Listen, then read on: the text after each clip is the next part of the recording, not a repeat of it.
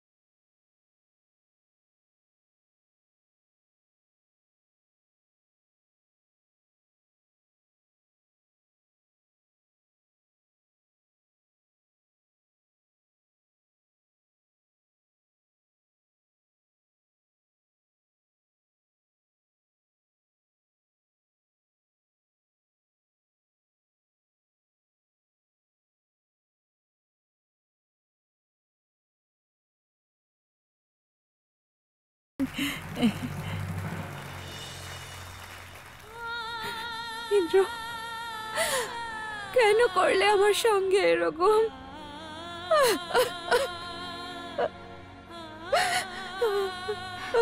এই যে মা, চলুন এবার গায়ে হলুদের অনুষ্ঠানটা করিনি। সমস্ত আত্মীয় পরিজন চলে এসেছেন তো। হ্যাঁ মাসিমা, যান কনেকে হলুদ লাগান। কনের গায়ে হলুদ হলে তবেই তো পরিবারের সুখ আসবে।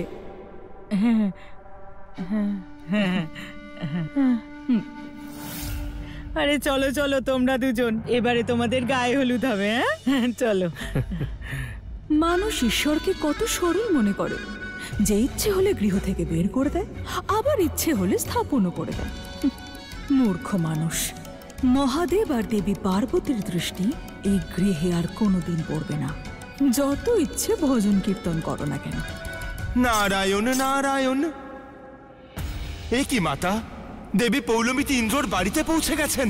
যদি উনি নিজের হাতে ইন্দ্রর গায়ে হলুদ লাগিয়ে দেন, তাহলে তো ইন্দ্র আর নিধির বিবাহ হয়ে যাবে মাতা। আপনি সত্য বলেছেন দেবর্ষি। মাতা, এই বিবাহ কি আটকানো যায় না? যে গৃহে আমি বাস করি না, সে গৃহে আমার যাওয়া অনুচিত দেবর্ষি। এখন যদি কেউ কিছু করতে পারেন, তবে তিনি হলেন মহাদেব। ক্ষমা করবেন মাতা, মহাদেব যদি ভক্ত সাথীকে সাহায্য করতেন তাহলে ভক্ত সাথী আর ইন্দ্রর সম্পর্ক এরূপ হতো না মাতা। দেবর্ষি, আপনিই তো জিজ্ঞেস করেছিলেন অগ্নির চারিপাশে প্রদক্ষিণ করার পরেও কেবলমাত্র স্বাক্ষর করলেই সম্পর্ক ভেঙে যায়, আর এখন আপনিই এ কথা বলছেন। তার কারণ মাতা, আমার প্রশ্নের আমি কোনো উত্তর পাইনি। এর উত্তর কেবল দেবাদিদেবী দিতে পারেন। যে কলিযুগে কেবলমাত্র স্বাক্ষর করে দিলেই লৌকিক সম্পর্ক কি ভেঙে যায়?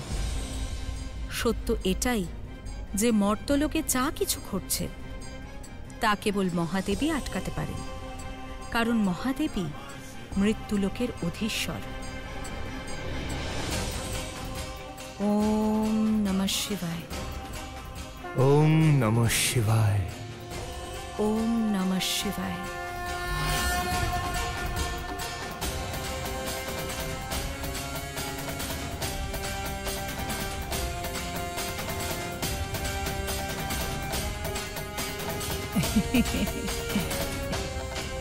আরে দাদা, আপনারা আসুন, হলুদ লাগিয়ে দিন। চলো। হ্যাঁ,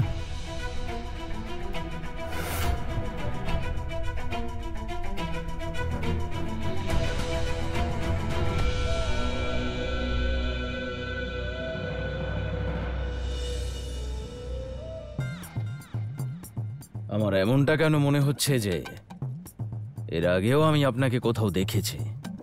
কোথায় সেটা আপনি বলুন, বলুন। এখানেই থাকি, তাই দেখেছেন নিশ্চয়ই কোথাও। এখানে? আমার মনে হয় যে আমি আপনাকে আপনাকে আপনার স্ত্রী ডাকছে। স্ত্রী?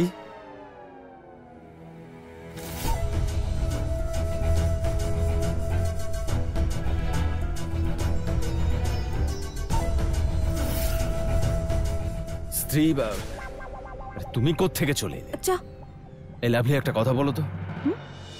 ওই যে মহিলা গেলেন, তুমি ওনাকে চেনো? নিমন্ত্রণ কি তুমিই করেছো? না কাকা, আমি চিনি না। মা মা মা ডেকেছেন হয়তো, জানেন? মা? কোথায় যে দেখেছি নিন না চা। ওনাকে।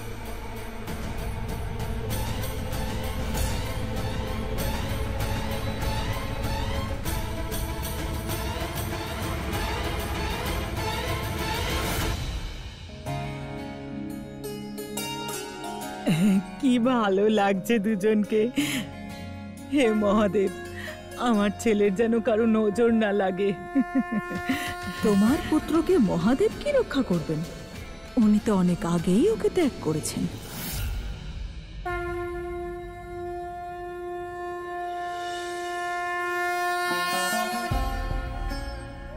আরে, কেউ প্রদীপ জ্বালায়নি ভগবানের কাছে?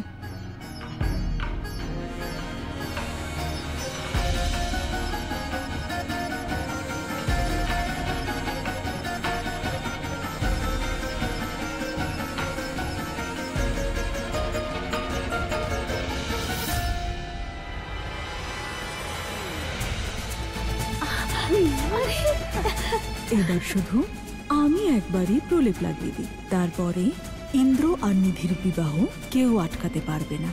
তবে আজ আমার আরো একজন ভক্ত হতে চলেছে দেবী সন্তোষী। ওম নমঃ শিবায়। ওম নমঃ শিবায়। ওম নমঃ শিবায়।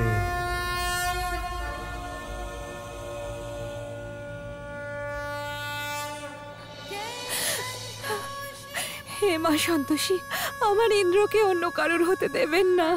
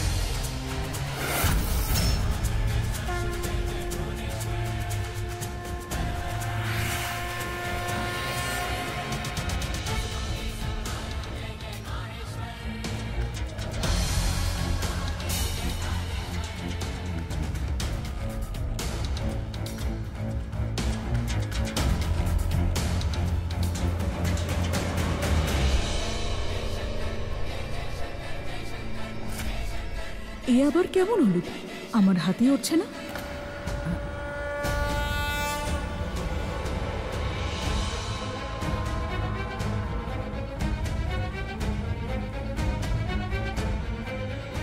এই তো আমাদের হাতে লাগছে।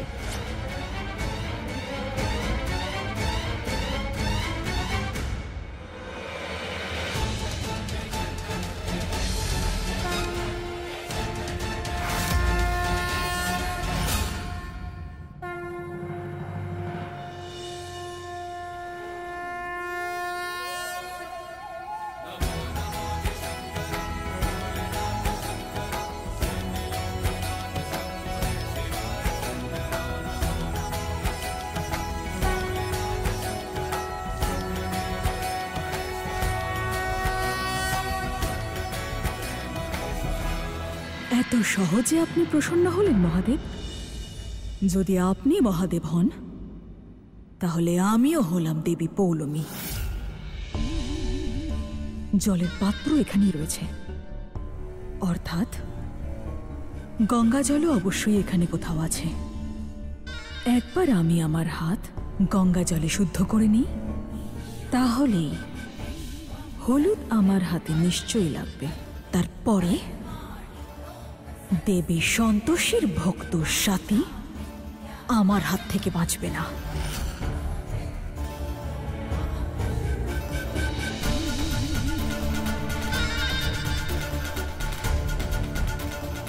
নারায়ণ নারায়ণ, এ কি মাতা?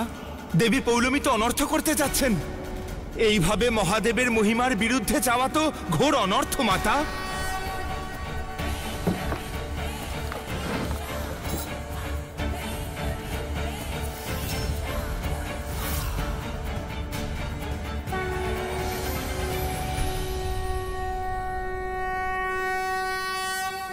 প্রণাম মহাদেব।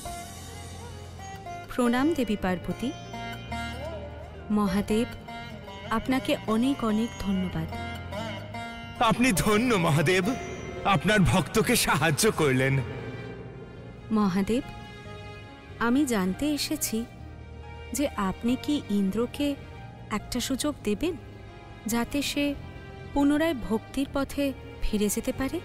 দেবী সন্তোষী, গুরুত্বপূর্ণ এটা নয় যে সুযোগ পাওয়া যাবে কিনা, বরং গুরুত্বপূর্ণ হলো সুযোগ যখন পাওয়া যায় তখন মানুষ সেটা কিভাবে কাজে লাগায়। যথার্থ বলেছেন মহাদেব, কিন্তু আমার হৃদয় অত্যন্ত ব্যাকুল এটা জানার জন্য যে আপনি ইন্দ্রকে দ্বিতীয় সুযোগ দেবেন কিনা। ইন্দ্র একটি নয়, অনেক সুযোগ পেয়েছে, কিন্তু ও কোনো সুযোগেরই সদ্ব্যবহার করেনি। যদি ও একবারও ভেবে দেখত তাহলে উচিত আর অনুচিতের পার্থক্য বুঝত। মহাদেব, ইন্দ্র আপনার বহুদিনের ভক্ত। আপনি ঠিকই বলেছেন দেবী, কিন্তু সময়ের সঙ্গে সঙ্গে ইন্দ্রের ভক্তি আর মনের শক্তি দুটোই শেষ হয়ে গেছে।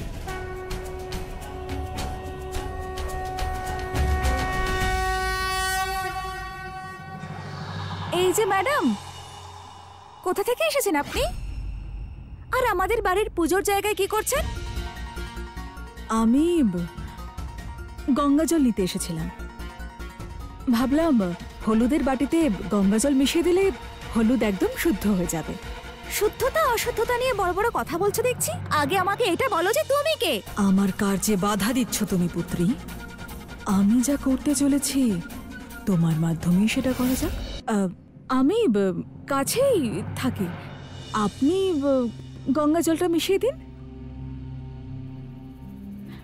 আচ্ছা, এবার বুঝতে পেরেছি যে তুমি কে।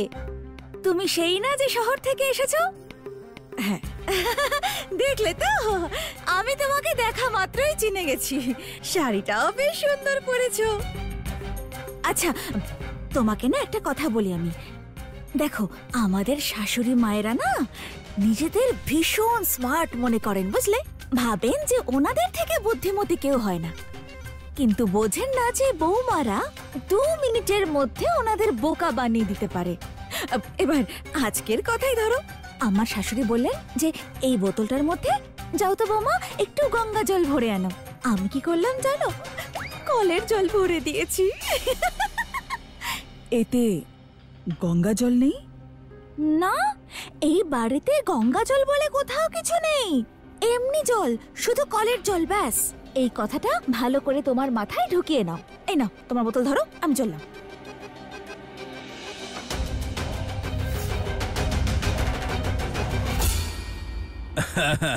তাহলে গায়ে হলুদের অনুষ্ঠান শেষ হলো তো? না না না না, ও অঞ্জু এখনো হলুদ লাগায়নি। অঞ্জু এসো। বৌদি, কাকে গায়ে হলুদ দেওয়ার কথা বলছো? ওকে, কতবারের কথা ভুলে গেলে নাকি? সব গন্ডগোল করে দিয়েছিল। হ্যাঁ হ্যাঁ, আদেশ ঠিকই বলেছে। এ তো ওই রাস্তার মেয়েটার চামচা, দরকার নেই। আচ্ছা ঠিক আছে ঠিক আছে। হ্যাঁ ইন্দ্র, যা বাবা নিজের ঘরে গিয়ে চান করে নে।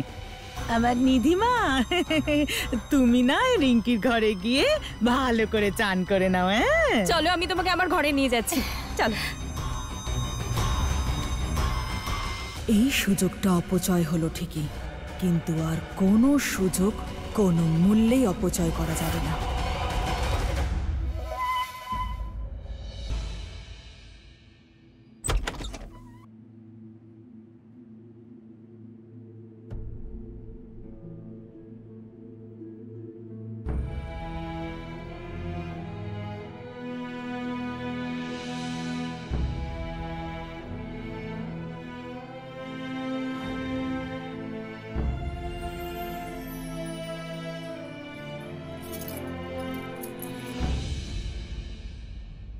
কি হলো? হ্যাঁ? সাথীকে মনে পড়ছে? ভুলভাল কথা বলো না কাকি। ইন্দ্র দাঁড়াও, তোমার সঙ্গে আমার কথা আছে। ইন্দ্র জানো, যখন তোমার আর সাথীর বিয়ের কথা শুনেছিলাম তখন খুব খুশি হয়েছিলাম। মনে হয়েছিল যেন কেউ আছে এই বাড়িতে যে নিজের মনের কথা শোনে। আর বিয়ের পর তোমার মধ্যে যে পরিবর্তন এসেছিল তা দেখে খুব ভালো লেগেছিল, যে তুমি ভগবানের প্রতি বিশ্বাস রাখছো, ভক্তি করছো। কিন্তু হঠাৎ করে তোমার কি হলো ইন্দ্র? তুমি এত বদলে গেলে কি করে? এই অন্যায় কি করে করছো তুমি? আমি অন্যায় করছি না, অন্যায় আমার সঙ্গে হয়েছে, আর সেই অন্যায়কেই শুধরে নিচ্ছি। ইন্দ্র,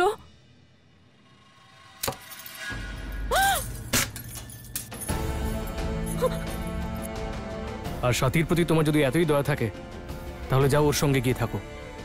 ইন্দ্র, ইন্দ্র বাবা, ইন্দ্র কে ছাড়ো।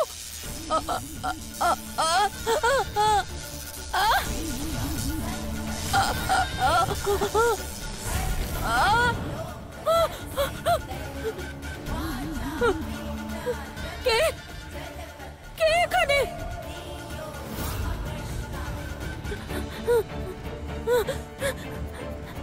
কবে যে বুঝবে এই মানুষ, এই কলিযুগে অসত্যই সবল আর সত্যের ক্ষমতা অত্যন্ত সীমিত, যেটা অতি শীঘ্রই সমাপ্ত হয়ে যাবে।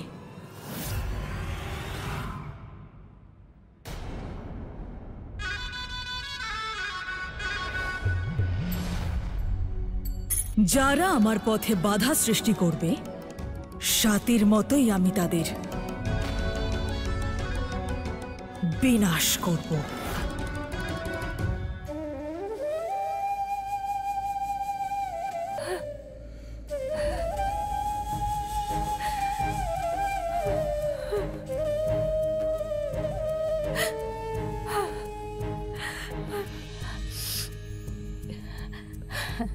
সাথী,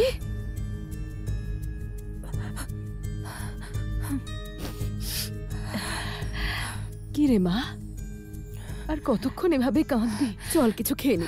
সাথী, দেখ মা, আমি তোর পছন্দের চা বানিয়েছি নিজের হাতে। নে, খেয়ে নে মা। সাথী, গরম গরম চা আমি খুব ভালো বানাই, খাও না। সাথী, মা সামলা তুই নিজেকে, আর কত কাঁদবি? আরে আমাদের কথাটা একবার ভাব, তোকে এত কষ্টে দেখলে কি আমাদের ভালো লাগে বল? তা নয় তো কি, জামাইবাবুর এতে কিচ্ছু যায় আসে না দিদি। আমরা যদি বাইরে না যেতাম তাহলে তোমার শ্বশুর বাড়িতে গিয়ে ভালো করে বুঝিয়ে দিত। অনুজ, কতবার বলেছি তোকে এরকম উল্টো পাল্টা কথা বলবি না। সাথী দেখ, আমার কথাটা শোন। তোর ডিভোর্স হয়েছে তো কি হয়েছে? আরে যুগ অনেক বদলে গেছে রে, তুই আবার নতুন করে তোর জীবনটা শুরু করতে পারিস। না মা, যুগ যতই বদলে যাক না কেন, কিন্তু আমার ভালোবাসা সেই একই রকম আছে। ইন্দ্র যদি আমার জীবন থেকে চলেও যায়, ওর প্রতি আমার ভালোবাসা কোনোদিনও কমবে না। আর সেই জন্যই ওর নামের সিঁদুর আর মঙ্গলসূত্র আমি সারা জীবন পরে থাম স্বাতী, এমনি তোর জেদের কারণে আমরা অনেক কষ্ট, অনেক দুঃখ, অনেক অপমান সহ্য করেছি, আর পারছি না। আর আমরা এখানে এক মুহূর্তও থাকবো না, কালই চলে যাব। এই যে শোনো, তুমি তোমার অফিসে গিয়ে কথা বলো। এমনিতেই তোমার রিটায়ারমেন্টের আর 2-3 সপ্তাহই বাকি। তুমি ছুটি নিয়ে নাও, কিন্তু এখানে আমরা আর এক মুহূর্তও থাকবো না। চলো এখান থেকে। না মা, আমি কোথাও যাব না। স্বাতী, তুই বোঝার চেষ্টা কর মা। না বাবা, আমি বলছি তো, আমি ইন্দ্রকে ছেড়ে কোথাও যাব না।